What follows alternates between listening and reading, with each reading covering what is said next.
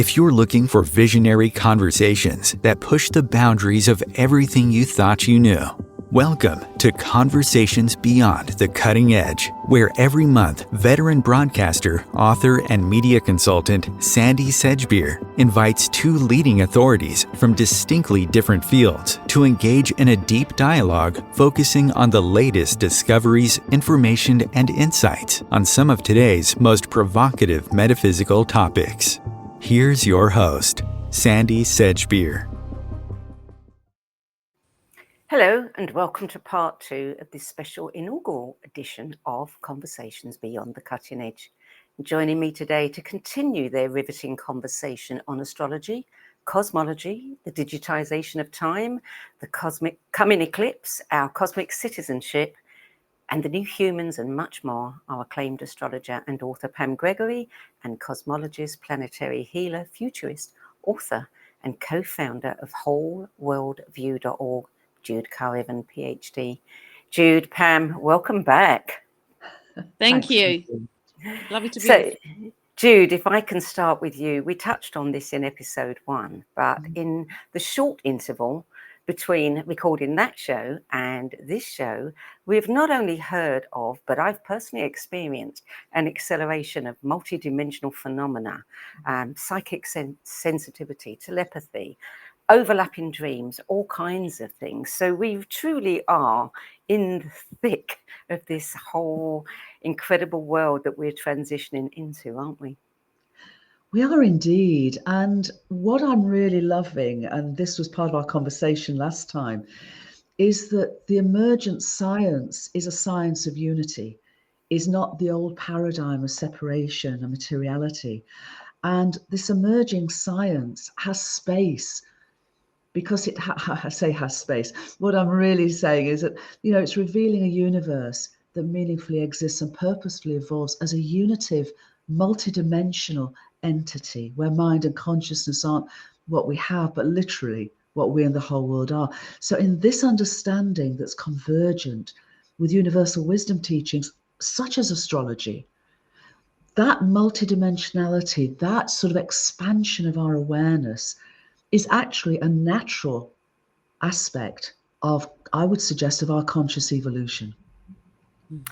What really hit me that I took from the previous episode, and we all know this and we've heard it lots of times, but it really sunk in this time, was the fact that it is all intermingled. We, the planets, the universe, we're all evolving at exactly the same time. And one can't say, well, this triggered that and this triggered that.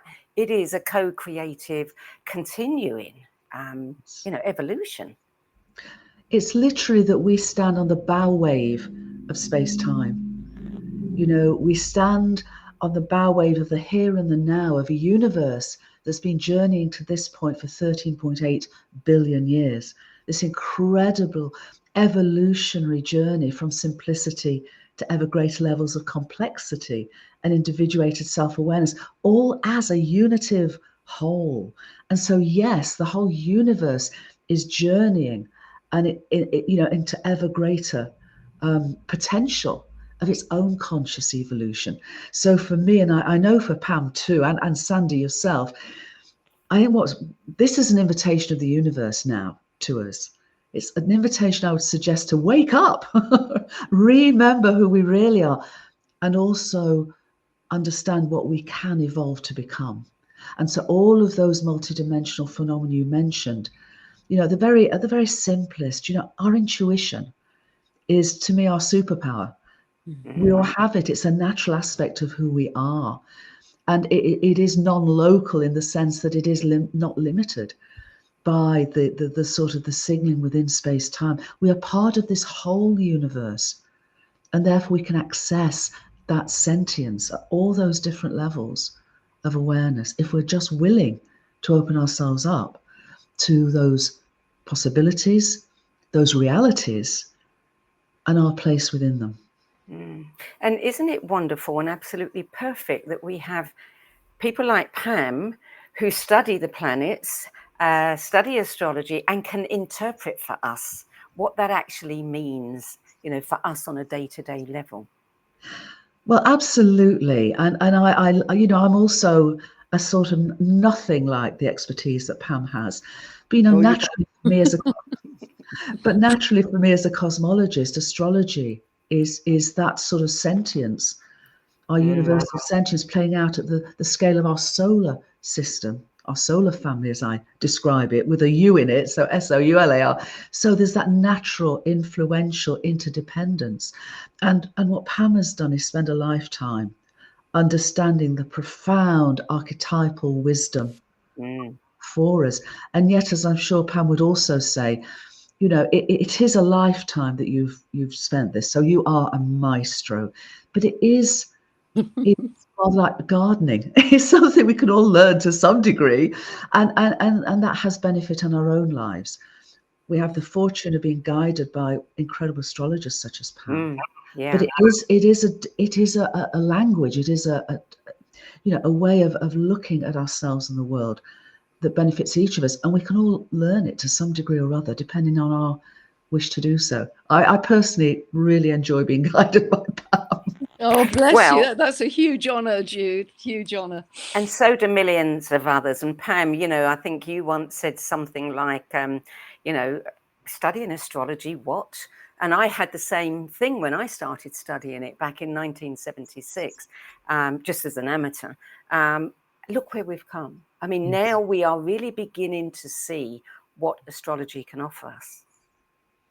Yes, and you know what I'm trying to do, and I think many astrologers are trying to do, is go beyond the planets do things to us in a fated, scary way, and rather see them as psychic archetypes for our evolution. See them as the modeling clay, you know, turn it all around. So we're looking at it as a process of empowerment when we understand astrology, rather than I'm a victim of whatever the planets are going to do to me today. So I think that's quite important. And I was very excited by something that Jude said in one of our conversations. I don't know if it was online or offline, that, you know, this is the greatest evolutionary opportunity we've ever had. And that is so immensely exciting, because it's confirmed by the astrology in many different ways that this is a key time of endings and beginnings of the precessional cycle and the Kali Yuga. And, you know, there are many different levels. It's almost fractal. There are many different levels that are suggesting this. And actually, coming up in April 2024, we have another potential very big jump in our consciousness and our understanding, with a conjunction between Jupiter and Uranus on the 20th of April. And that's kind of enmeshed, blended with the energy of the total solar eclipse on the 8th of April. So these are big, energetic astrological opportunities to really jump us, awaken us, jump us to a higher state of being. And I love the way Jude talks about this, but also to remind us that we are one consciousness. We've been so kind of encouraged, let us say, into this sense of separation and division. So whether you're talking about, you know, religion or nationality or whatever it is, that, you know, there's a blue and a red or a black and a white or whatever, but actually we are one humanity. And I think as we expand our consciousness into this greater sense of our own multidimensionality and come back into touch with with our galactic heritage, our galactic lineage and family, which I know is something Jude has written about in her wonderful book on Gaia, all of those divisions between humanity seem ridiculous, like spats over the back garden fence, because we realize we are one humanity operating together as one consciousness. And as I say, I just think that's immensely empowering. And when I look at a birth chart, it's so bizarre and it's so exciting, because in the same moment, I'm looking at a map of the heavens for the moment of their birth, but at the same time, I'm looking at their psyche, a map of their soul, a geometry of their soul, if you like. It's an inner and an outer, this hermetic principle of the inner, the outer, the microcosm and the macrocosm. And so I think once we start to grasp these fundamentals that astrology is based on, it can take us a long way in our consciousness. You know, for instance, if I'm meeting with a client, I don't do client work anymore, but when I did, I didn't know what they were experiencing, but I could understand the archetypes, and whatever they were experiencing was inevitably reflected in those archetypes. So once you can help the client to understand that this is coming from inside them. It isn't just the universe giving them a jolly hard time that day, although today might be quite a challenging day with my cesspit, I have to say. Nevertheless, it is coming from within us. And that's how I know I can understand the archetype that they are being presented with in the world, but it's actually coming from them. And this is Carl Jung's work, because he was a prolific astrologer, as you may know. So once you understand it's actually coming from within you, then not only does that help to shift your consciousness, but it gives you the power to do something about it, to start to be a co-creator within your own reality, rather than just, I'm a victim to whatever is unfolding at the time. I think that's such a powerful way of looking at it. I'd go even perhaps a step beyond that, and to say it's both inner and outer, because we are all microcosmic co-creators of this amazing, vast, wondrous universe. So in that sense, and we're all part of its sentience, its consciousness. So as you're saying, Pam, we're none of us separate, we're inseparable, but we are differentiated. I mean, one of the wonders of our universe is this journey of nearly 14 billion years, from the simplest of atoms to the most complex of individuated biological life forms. I mean, each of us is a community of 37 trillion cells, and each of us, in a way, is a cell of the body of our universe. So the family of our solar family, those archetypes. And I love that Jung was an astrologer, and many, many others that we, are perhaps well known to have really respected astrology as an incredible wisdom teacher, have nonetheless done so. I mean, Newton was an astrologer. Yeah. Yes, absolutely. Yes. Yeah. And so there are many of us, and I think this is now, because of this emergent understanding of an innately meaningful, purposeful, existing, evolving, unitive universe of consciousness. It has its natural place. And it has its natural place, not just for us each on our individuated levels, but I know, as you're very interested, I'm particularly interested in now, having done many, many charts with many folks over many years, appreciating, as you mentioned, how the sort of the fractal nature of an individuated, both consciousness and astrology, then scales up. So I look at the sort of the astrology of nations and astrology of groups and families and collectively the astrology of humanity. So I'm loving to hear what you're going to say while we're together today in terms of this particular time, because it is so pivotal for each of us, but for all of us over these coming weeks and months and years ahead. Yeah, and I think astrology will become more high profile again because of the Aquarian energy, because it's ruled by Uranus, which is the planet linked to astrology. So I think it will find its place, because as we know, in thousands of years of history, up until about the Middle Ages, it was revered. It was part of university curriculum. It was part of the mystery schools. You couldn't be a doctor in the Middle Ages if you didn't understand astrology, with the four humours, as they were called. And then it sort of fell into disrepute of kind of backstreet readings and farmers' almanacs and that kind of thing. But now I think it's going to start to find its place as we start to understand our own consciousness much more fully. And this whole idea of it being the universe being fractal, the cosmos being fractal, I think is just absolutely so exciting. It's like source or divine intelligence or God, or whatever you want to do it, sends out a particular evolutionary impulse, which is created at many different levels of being, whether it's the Kordyluski clouds or a slug or a snail or humanity or whatever. It's fractal. And everything seems to obey, and Jude's the real expert in this, but everything seems to obey that kind of fractal symmetry. So it's like a thought of God or a thought of divine intelligence that's expressed. Let's try creativity in this area, but it expresses us at every level of fractality. And that leads you like Russian dolls into a kind of infinity, and then it kind of falls out of my ears. And have to go and have a cold shower. But yes, I mean, that's, it's very exciting what we're living through at the moment, because it feels like such an accelerated transition, and really this expansion of consciousness into our multidimensionality is happening so fast, as you say, Sandy. People experiencing that, sharing the same dreams, Yes, much more telepathy, much more of a sense of oneness, connecting to all living beings. I mean, I've mentioned a couple of times in recent videos, I feel we're all almost going back to Lemurian frequency. And I don't know how you feel about this, either of you, Jude or Sandy, but there's this feeling of connecting to all living beings. We are just merging as one.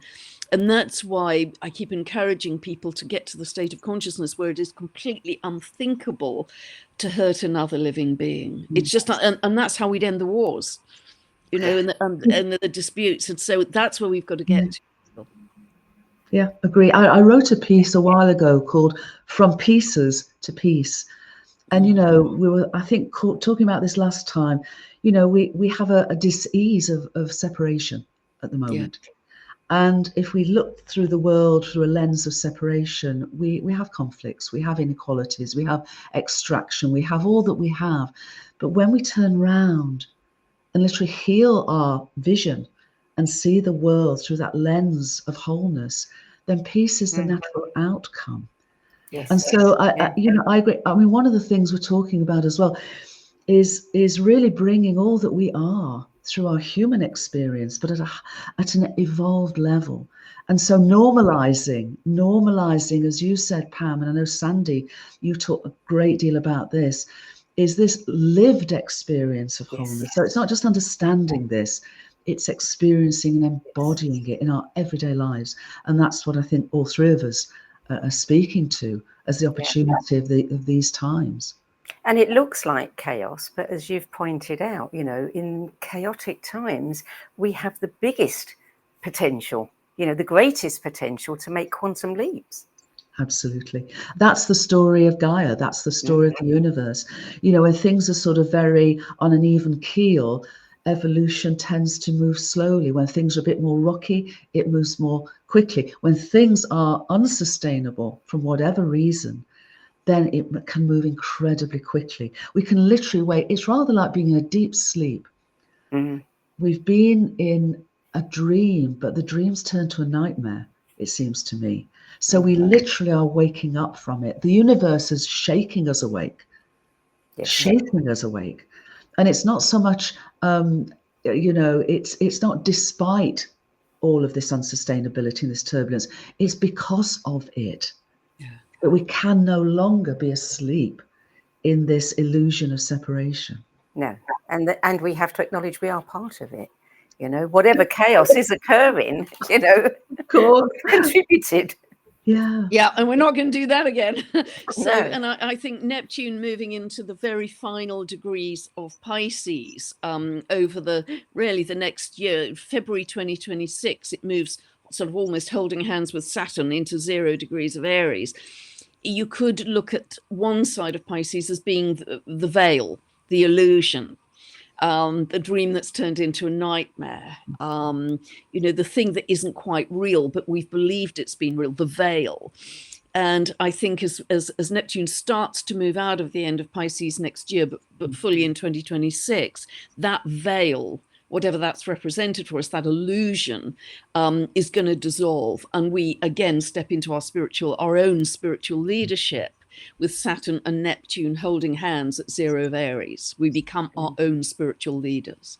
And I love, sorry, Pam. No, finished. Yep. I love that, because we were talking last time, I think, again, we're having such wonderful conversations. I tend to forget whether we're online or offline, but we have them. But we were talking about, and you mentioned it now, that the sort of the archetypes, the astrological archetypes themselves are evolving. And with some work that I've been involved with the last couple of years, the evolution of Saturn has been from that sort of structural master of time, still master of time, but actually moving in service to all life, going through this evolutionary progress. And so for Saturn to be holding hands with Neptune, it seems to be such a wonderful relationship that is guiding us into this opening and this clarity and this perspective. Of course, in Aries, it's for each of us. Yes. And yet it's for all of us. And I love that it's not just even Saturn and Neptune going through this, but all the sort of social and outer planets, they're all changing signs. This is the absolute cusp threshold of the changing of a major epoch at a moment that literally is inviting us and calling us and to wake up to this and be consciously co-creative evolutionary partners through this whole evolutionary arc. So the astrology books have to be rewritten for future students. Yeah, I mean, I think they're starting to be, particularly with the discovery of the dwarf planets. Because until recently, until really kind of the turn of the century, we didn't know they were out there. They've been there forever, thousands and maybe millions of years. Jude will know better than I do. But it's only because we've been able to raise our consciousness sufficiently. We've been able to observe them, start to name them, understand their mythology, their archetype.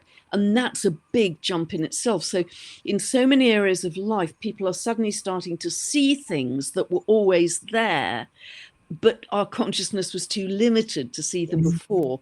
And this is, happening in many areas of life, which is immensely exciting. So new books are being written about the Kuiper Belt objects, which are, they're being discovered all the time and named all the time. And luckily, we've got a very good astronomer in Mike Brown in Arizona, who's discovered many of them. And he's very well versed in mythology. So he can help the astrologers along with this strange synchronicity of the name he gives them turns out to be how they play out in people's charts. So all of this is expanding our consciousness. But I think the more we can trust and jump willingly on the surfboard, as opposed to resist this fast change, the better we'll handle it. Even though you've never surfed before, let's say, and you're surfing some really big waves now, much better that than not going into the sea. Try and welcome it in. There's no rehearsal. We're in the crucible of change, but try and welcome it rather than resist it, I think is some simple advice I'd suggest, because we're in it right now. And whether you look at the solar flares, the solar peak of solar cycle 25 that we're going through right now, all the photonic light that we're experiencing, whichever way you look at it, the outer planets all changing sign from now till 2026. Some of the dwarf planets are also changing sign. They have much slower orbits, around about 300 years. Whichever way you cut the cake or look at the fractality, this is a major accelerated time of change, and we have to welcome it, however physically discombobulating it may feel at times. There's two things I'd like to say in response to what you just said. One is, you're talking about Mike Brown. Now, for those of us, let's just say, on the ground, trying to make sense of all of this, what you said is a perfect demonstration. He names these planets. That is a demonstration of intuition right there, of connectedness, that he is able to name these planets, and then we discover the qualities. I mean, that's brilliant. And that's what we're all going to be able to do, things like that. Yeah, absolutely. And I just would go back to what Pam was saying as well. I see this as an incredibly benevolent time. I don't see it as you're saying, you were saying, let's welcome this. I think we should welcome it, because this is the evolutionary impulse of our entire universe flowing through us. I mean, we were talking, I think, the other day about the big breath, as I describe it, of the universe. It didn't begin as a big bang. It wasn't big, of course, we know that, but it wasn't a bang. It was ordered then, and it is ordered now. It was purposeful then, it is purposeful now. Was meaningful then, it is meaningful now.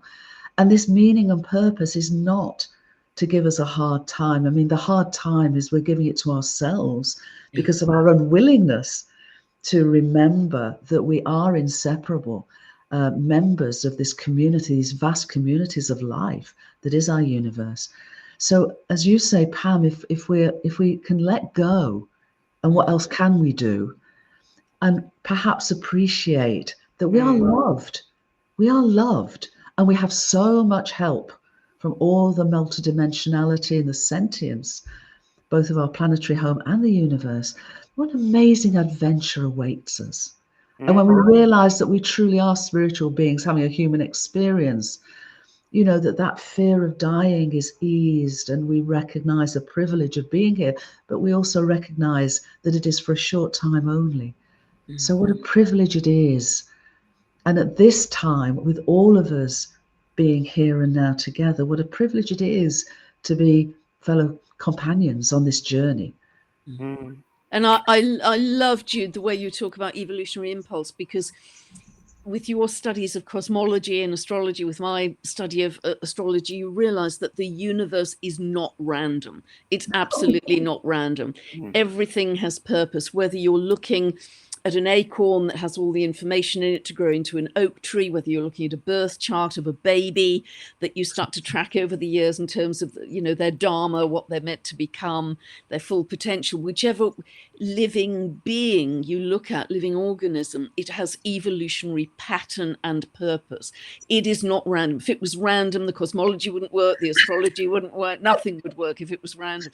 And I think sometimes when we feel chaotic, if we watch the nightly news and we feel overwhelmed by chaos, well, just stop watching the nightly news, because there is such divine intelligence flowing through every living being.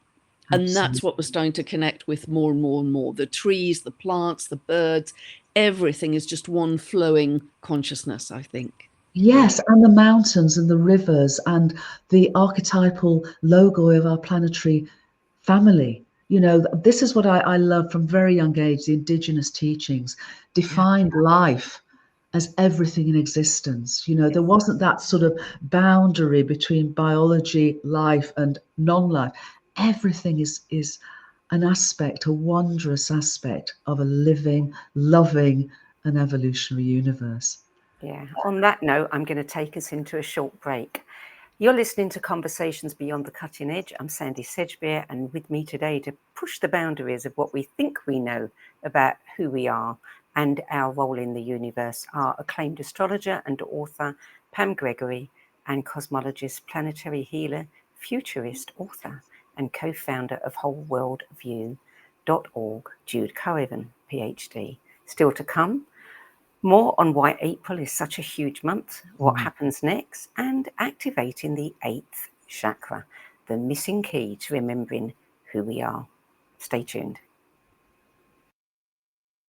Om Times TV.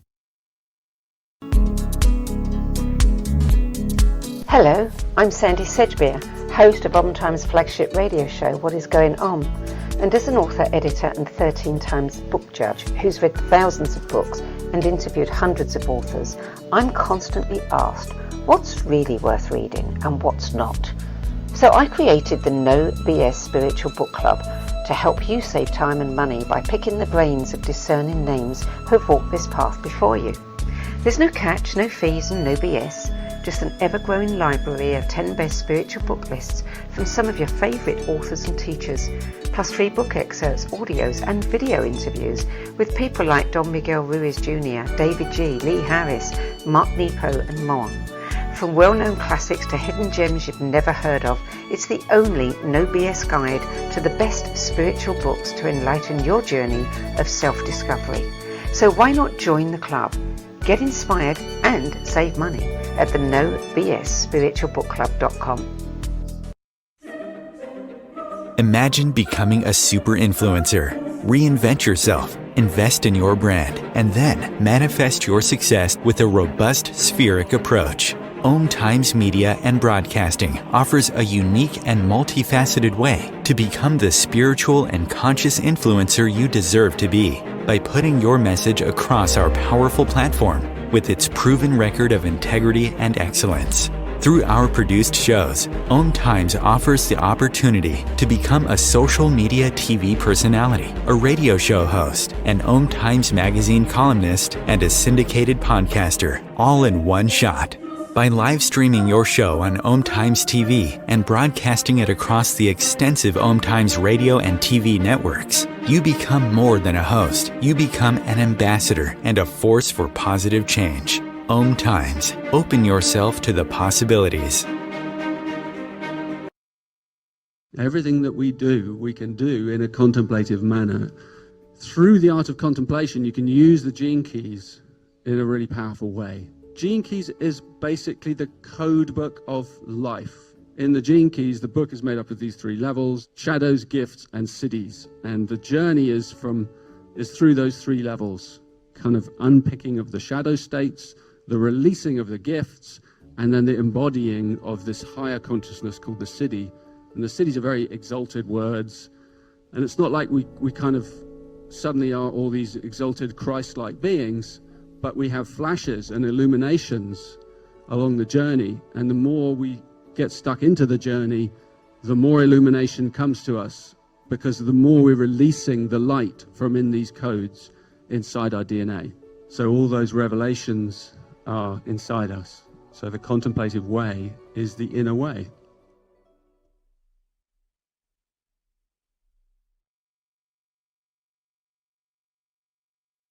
There are 16 million children struggling with hunger in America.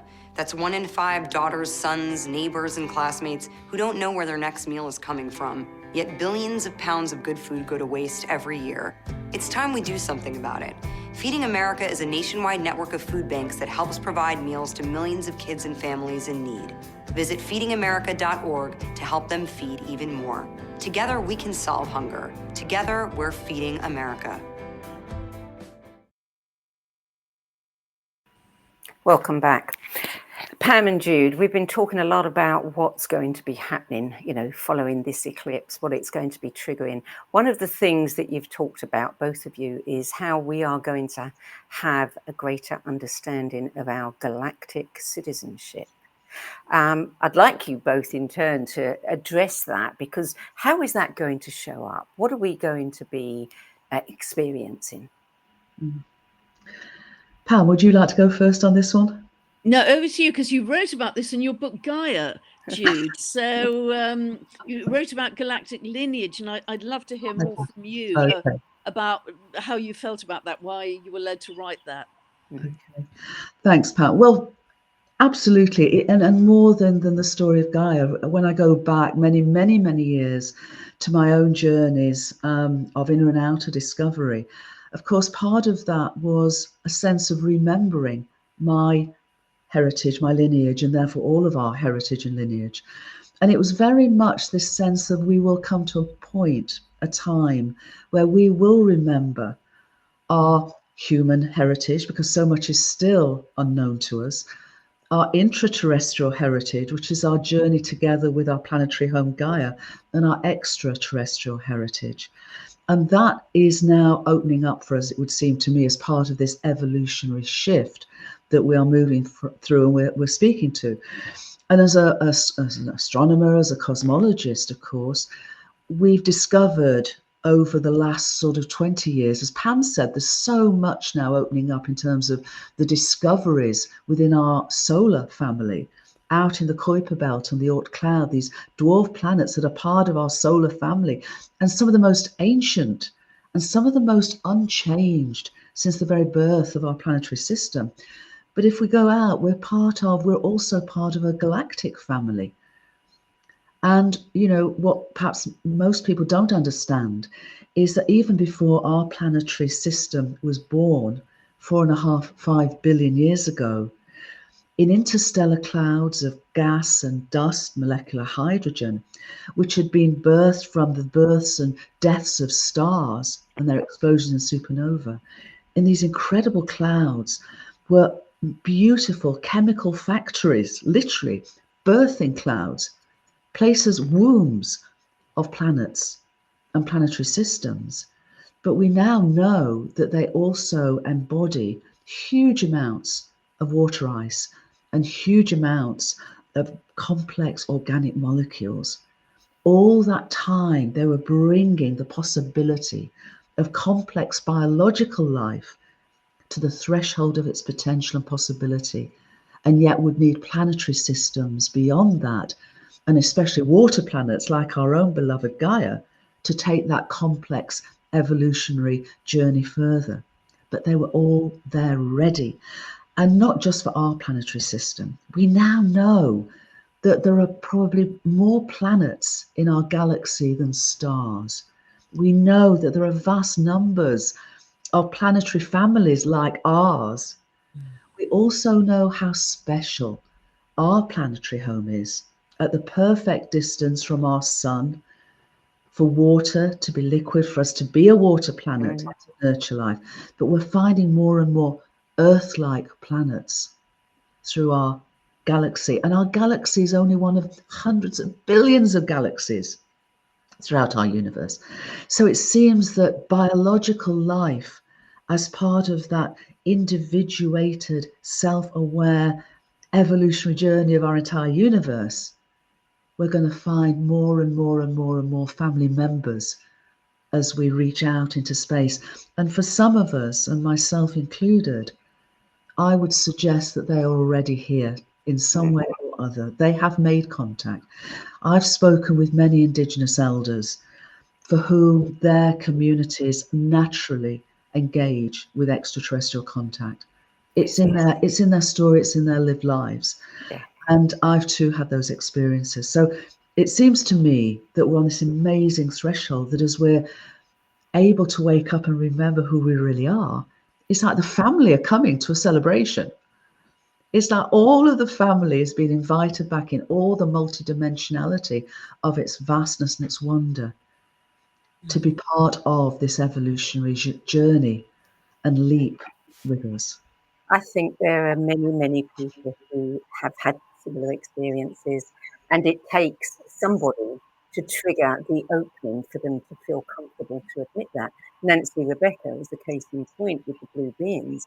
I mean, the number of people who responded to your video with her, Pam, and saying, I've had those experiences. So people are now beginning to say it's okay for me to acknowledge this. Yeah.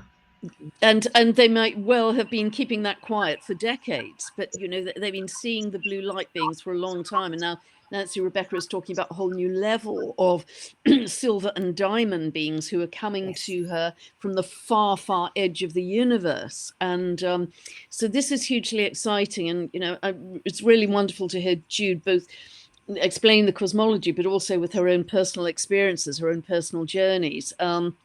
And I think it would be very arrogant for humanity, knowing the kind of complexity we have out there, that we think we're the only form of life in the universe. I mean, that's just crazy. You know, we're on this tiny speck on the arm of the Milky Way. So, but also many people I respect, such as Nancy Rebecca and many others, they channel Palladian beings or Arcturian beings or whatever with great wisdom and great love for humanity. So they already have gone through their evolution, it seems. They're quite a few steps ahead of us, but are holding our hands in this process that we are going through.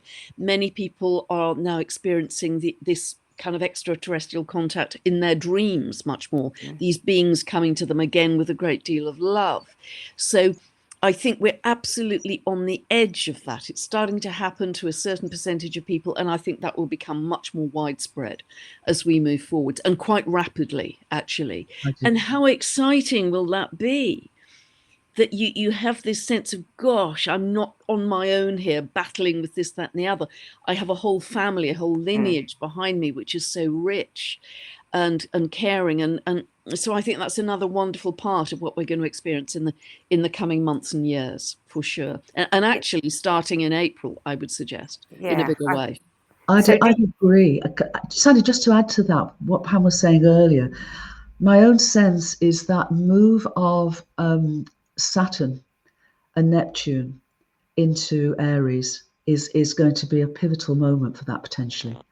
Because that comes back to each and us as to how we perceive the nature of reality. So I think the more that we can lift up and link up and lift up together through these times, so people don't feel they're going through that on their own, but really understand that this is an invitation for all of us as a human family, as part of the families the vast families of a living universe. And there is that wonderful benevolence present and supportive of us at this time. I think this is so important for people to hear and listen and appreciate, and in their hearts, listen to this is so important. And of course, with your, you talked about the 8th chakra becoming activated. So that is going to help people really wake up, really open up their consciousness to things that they may never have considered before. Tell us a little bit about that chakra. Yeah, sure. I mean, I called it a chakra because at the time that I was being invited to write a book, chakras were the sort of the language that this would be sort of people would be more familiar with, because in terms of the sort of tradition of our consciousness field and our chakras, which goes back to ancient India, of course, there is this understanding that chakras are aspects of our overall awareness, our consciousness, as a selfhood, as a persona. And there are 7 major chakras that go from the root at the base of our spine all the way up to the crown of our head. But if we think about chakras and the 7-fold nature of chakras, then you think of an octave of music. An octave of music is not 7 notes, it's 8 notes.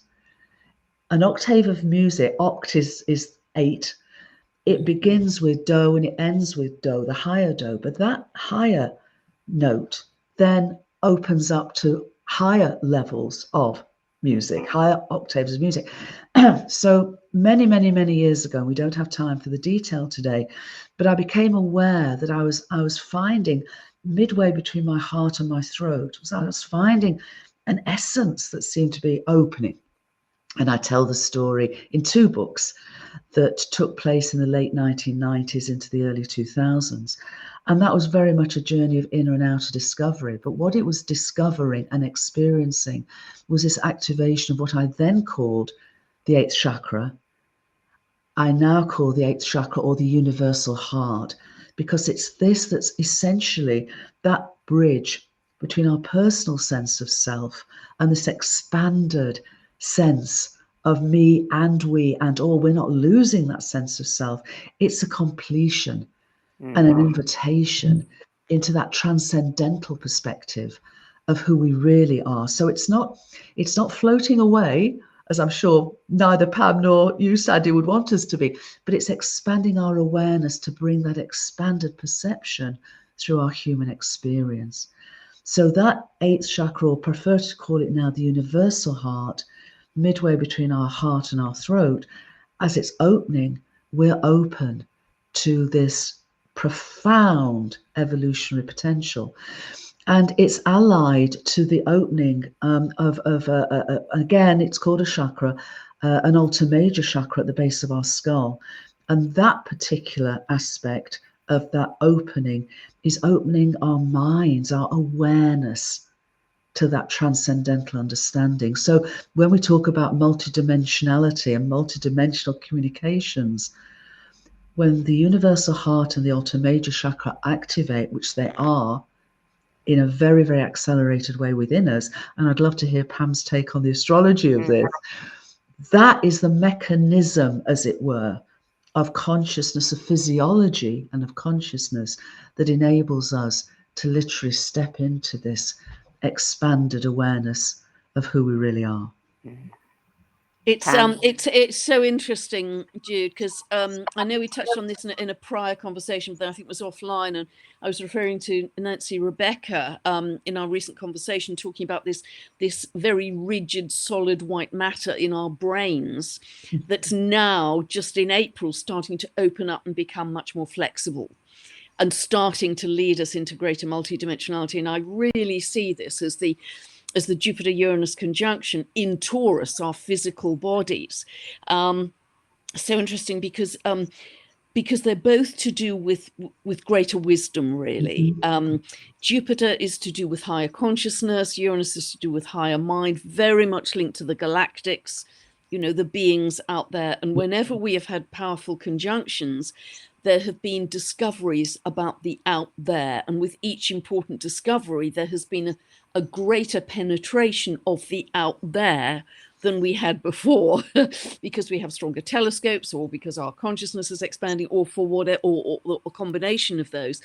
So it's like an awakening, it's like a eureka, it's like a revelation that jumps us forwards, and we see from a higher perspective, and we suddenly see, gosh, I didn't see it like that before, but now all of this makes sense. I quoted in a video recently, if you're on a busy New York street at rush hour on the sidewalk and people are moving in all different directions, it feels overwhelming. But if you're flying at a higher perspective in a drone with slightly speeded up film, and you watch the pulsing of quiet times, busy times, quiet times, there's a perfect rhythm to it, a very predictable rhythm. So it's shifting our level of perception that all of a sudden opens up a different sense of reality and meaning. And that will inevitably link us back to our galactic heritage. I think that's just the beginning. April is the ignition point, the trigger point for everything that is to follow. And one big theme is the reconnection to our galactic heritage. And I love what you say, because for me, this is heart, mind, and purpose.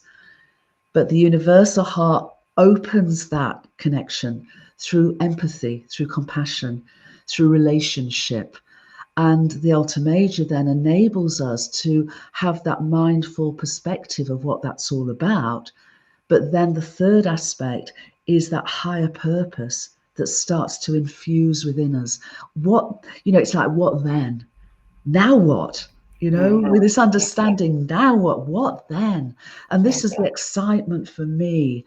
And I'm also excited because this started to be very real and experienced by myself nearly 30 years ago. So, for me now to sort of be in conversation in this way, to be at this wonderful moment of potential in this way is so great. I'm so grateful. I am just so grateful. Well, me too. We're all in it together. We all have. And that's the Aquarian energy, isn't it? The Aquarian energy is getting a much clearer vision of your unique piece of the puzzle, your unique essence, your unique contribution. But how does it then fit into the whole? Just like with Indigenous people, they had a clear role in their society, but they very much reference the community as their family. That was the extended family for them. And I think that's what we are going back to. And that's very exciting because it will clarify our uniqueness in this world and therefore our sense of purpose in this big evolutionary jump that we're going through.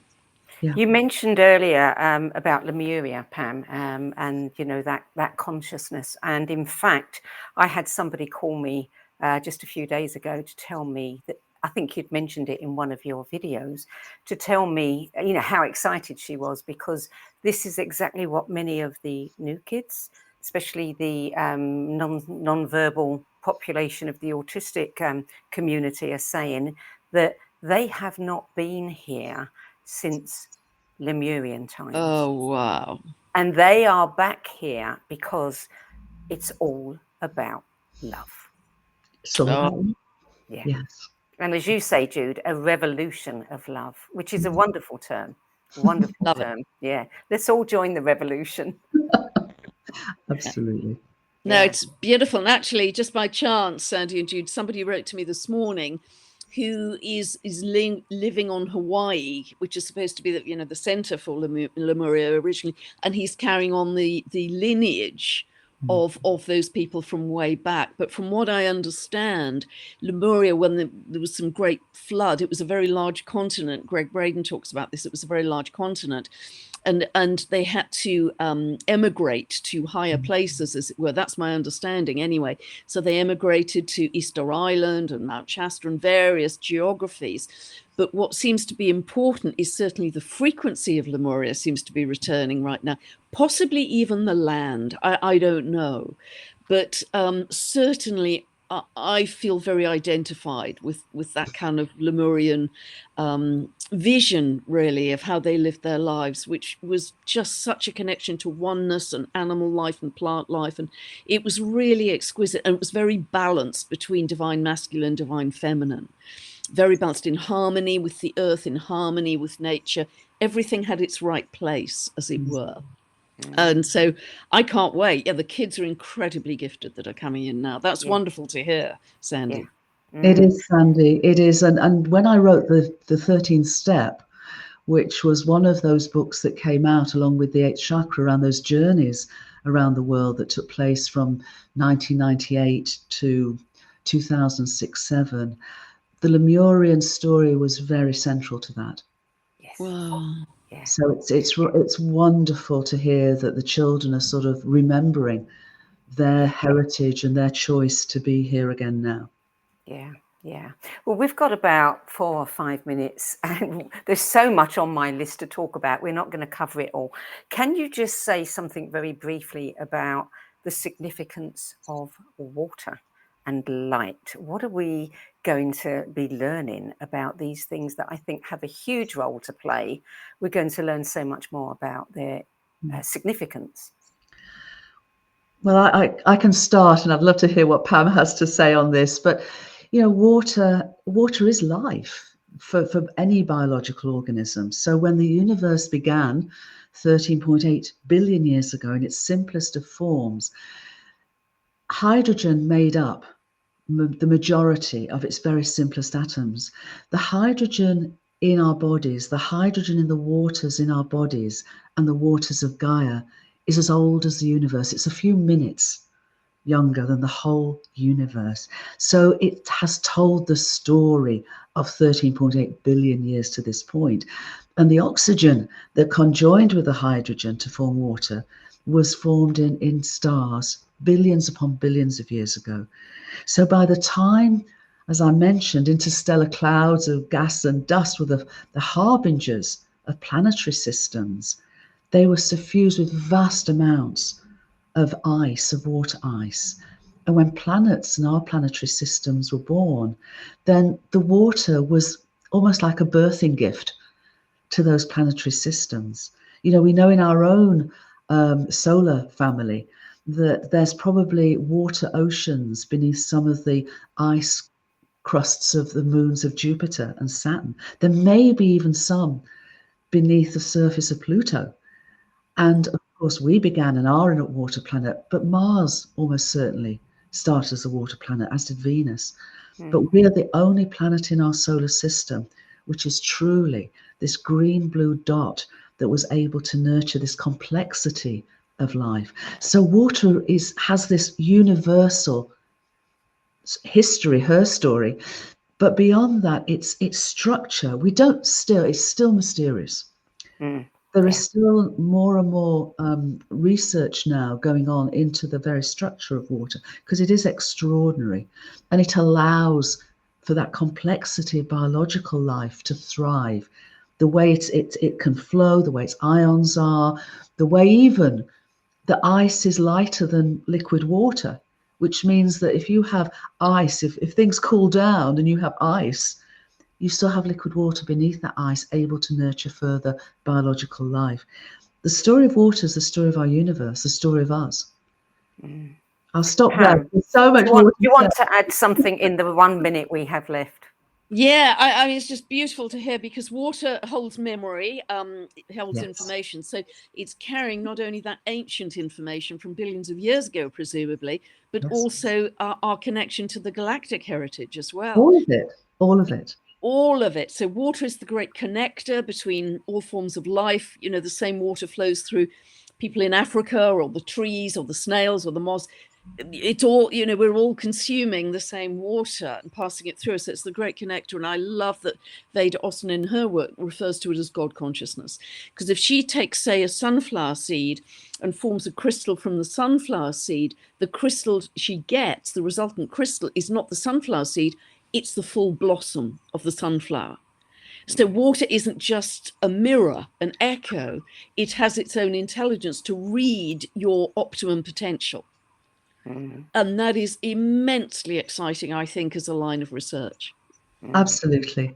Okay. Yes. So the big question is, what part can we all play in this revolution of love? And I know your answer, Jude, is cultivating a whole world view. Can you give us about 30 seconds on that? I would even say simpler than that. Choose love.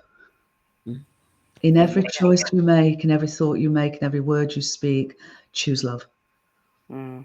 because this is the science of love. The whole worldview is a science of love. Our universe is not just a living, an evolving universe, it's a loving universe. Yeah, 100% agree with Jude there. Yeah, just be love. And I'm endlessly banging on about that message in my videos. Just be in love, not a pink, fluffy, romantic love, but love as a state of being, as Dr. David Hawkins described it. Yeah. That's high frequency. Yes. Absolutely. Well, I thought 2 hours would be enough. It's nowhere near enough, but we have to end it here, unfortunately. So thank you very much, Jude Currivan. Thank you, Pam. It's been an absolute joy to be with you. Loved it. Thank you so much for the opportunity. It's been lovely to share. Thank you, Sandy. Thank you, Pam. And thank you, everyone that's with us, because as you said, Pam, we're all in this together. Yeah. So Love to everybody. You've been listening to a special preview edition of Conversations Beyond the Cutting Edge with cosmologist, planetary healer, futurist and author Jude Currivan and internationally renowned astrologer and author Pam Gregory. For more information about Jude Currivan's work, books and services to conscious evolution, you can visit judecurrivan.com and wholeworld-view.org. And you can, of course, find Pam's regular astrology commentaries on world events on her YouTube channel at Pam Gregory Astrology and her monthly newsletter, tutorials and best-selling books on her website at thenextstep.uk.com. Yep, correct. Yeah. Correct. That's it for this week. We'll be back with the second edition of Conversations Beyond the Cutting Edge on June the 4th. Thanks for being with us today. I'll see you then. Thank you, Pam.